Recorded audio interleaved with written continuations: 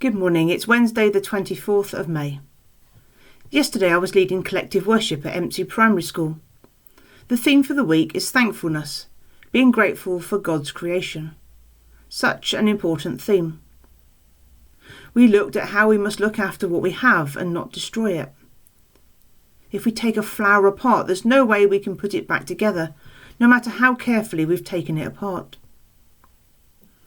The theme of thankfulness for God's creation was timely, as I'd recently seen an article on the BBC News Online about a rare rainbow slug that had been found in a rock pool in Falmouth in Cornwall. I have to say I'm not a great fan of garden slugs, having seen numerous of my tomato plants and other veg being nibbled into oblivion over many years, despite them being part of God's creation. However, my interest was drawn to this article about the sea slug.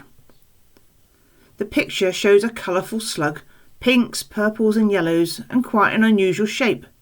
Certainly not that of the average garden slug. This particular slug is usually found in warmer waters of Spain, Portugal and France, and it's only the third sighting in the UK, and the first sighting of this slug in a rock pool.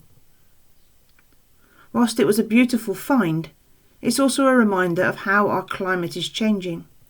The fact that it's now been seen in a rock pool in Cornwall. Hearing of this rock pool find reminds us of how we should keep our eyes open all the time. We might have preconceptions about what we might see where, and yet there's always the chance that we might stumble across the unexpected. Even if we don't find the unexpected, how much time do we take to appreciate that which we expect to see? The variety and exquisite detail of plants and animals, even those we're not too keen on. The changes that we see as the seasons change.